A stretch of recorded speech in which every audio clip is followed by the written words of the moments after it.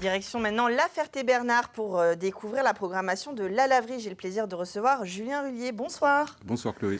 Alors cette programmation à La Laverie, c'est bien le nom d'un espace d'exposition notamment et d'ateliers, de stages à La Ferté-Bernard. Ouais, c'est ça. La Laverie, c'est un centre culturel. Historiquement, c'est un centre d'art qui était formé sous une association d'artistes dans les années 2000. Puis en 2006, on s'est fait labelliser EPIC, donc centre culturel pour le grand public. Qu'est-ce qu'on fait? Notre cœur de métier, c'est 5 expositions par an d'artistes professionnels qu'on accueille comme il se doit. On a des intervenants artistes qui proposent des cours artistiques, poterie, peinture, des stages aussi pendant toutes les vacances. Donc j'invite les gens, s'ils ne savent pas quoi faire aux vacances de la Toussaint, tout de suite se rapprocher de nous. Et là, on vient d'intégrer cette année une photographe aussi professionnelle, Chris et Nico, qui viennent de s'installer à Duno, à côté de La Ferté-Bernard.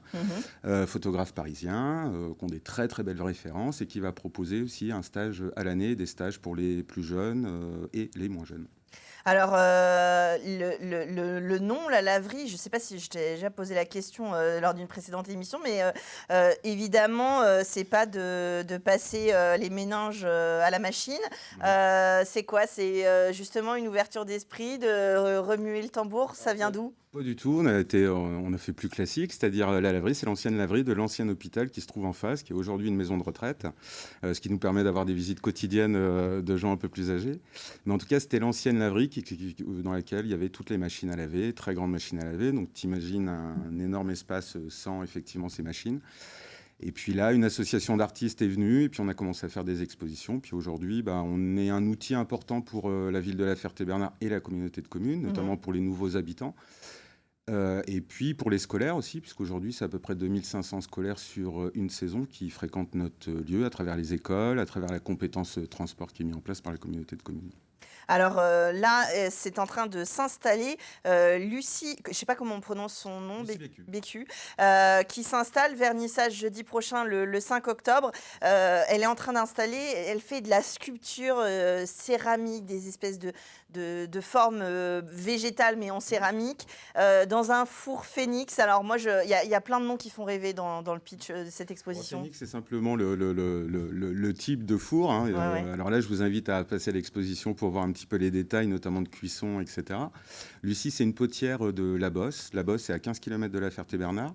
Depuis l'an dernier, avec l'exposition de Philippe Ménard, qui était aussi un potier autour de La Ferté-Bernard, on souhaitait mettre en valeur un petit peu les gens autour de nous. Et Lucie, ça fait à peu près 15 ans qu'elle est sur le territoire.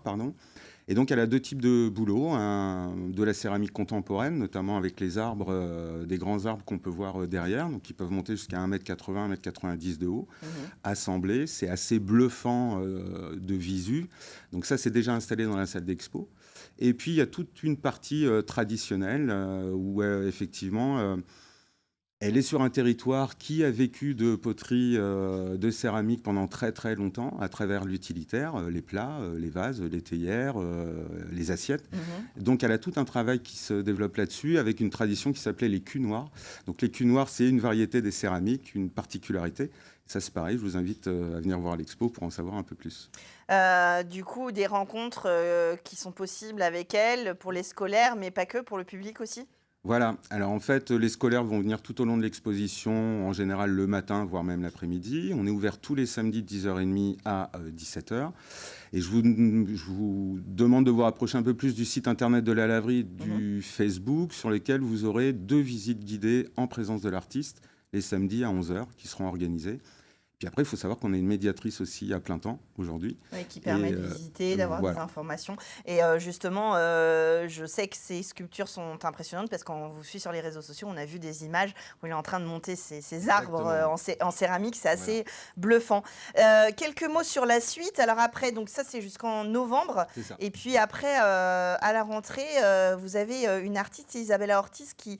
Alors là, on part dans un tout autre univers, autour du rêve, avec une profusion de couleurs, de formes et d'images. Elle raconte que son art lui est arrivé un peu comme une apparition, en fait. C'est un peu ça. C'est une artiste assez incroyable. On l'a exposée en 2013. Ça faisait 4 ans qu'elle avait commencé la peinture. Et moi, je la suivais depuis un petit moment. Il se trouve que les planètes se sont alignées pour que l'expo se mette en place là maintenant. C'est une artiste à la triple culture australienne. Elle a vécu en Alaska. Son père était aussi colombien, sa mère donc australienne. Et puis elle a vécu un petit peu dans le monde toute son enfance, puisque son père était pilote de ligne. Et puis, elle a pu s'inspirer, s'imprégner des mythes, des contes, des légendes, que ce soit en Alaska, en Australie, plutôt en Australie, parce que c'est quelque chose qu'on retrouve un petit peu dans son travail, notamment avec l'art aborigène, sur lequel on peut le rapprocher assez rapidement. Ouais. Et puis, c'est venu aussi d'une maladie qui a déclenché un petit peu toute cette pratique artistique, une maladie des poumons. Alors, effectivement, on peut faire tout de suite, quand on voit ses œuvres, un rapprochement. Parce que vous avez des alvéoles, vous pouvez aussi plonger dans un fond marin. Il y a tellement de choses à voir dans ces œuvres. C'est coloré, c'est une prise facile pour tout le monde, même les gens qui n'ont pas l'habitude de venir voir des expositions. Et puis on ira un peu plus loin pour ceux qui sont un peu plus calés. En tout cas, c'est une expo à vraiment pas manquer. Les scolaires s'en sont rendus compte puisqu'on fait le plein avec 50 demi-journées de visite. Ouais. C'est un attrape-rêve en fait, un peu. C'est vraiment ça. C'est comme vous disiez, c'est assez facile d'accès, mais il y a plein de niveaux de lecture et ça va être une très belle rencontre. Après, vous avez de mars à mai, vous recevez un photographe, Charles Petit. Alors, Charles Petit, oui. Alors dans le cadre des photographiques aussi, où on est programme associé. Alors Charles Petit, c'est un photographe qui est décédé il y a 2 ans. Pourquoi on l'expose? Alors déjà, on a beaucoup de chance d'exposer son travail argentique, un photographe, notamment il a été directeur artistique de Métal Hurlant. Il a fait pas mal de choses, des photos pour des journaux, il a voyagé un peu partout dans le monde. Il a une particularité, c'est que sa photo, elle est argentique, et puis elle prend souvent des natures mortes urbaines, c'est-à-dire sans vie humaine, etc. Il a plusieurs séries, bien évidemment, et puis il a développé aussi toute une série autour de choses que l'on peut voir, notamment, on prend l'exemple des cités balnéaires italiennes, avec des structures, des architectures très particulières et des couleurs très particulières.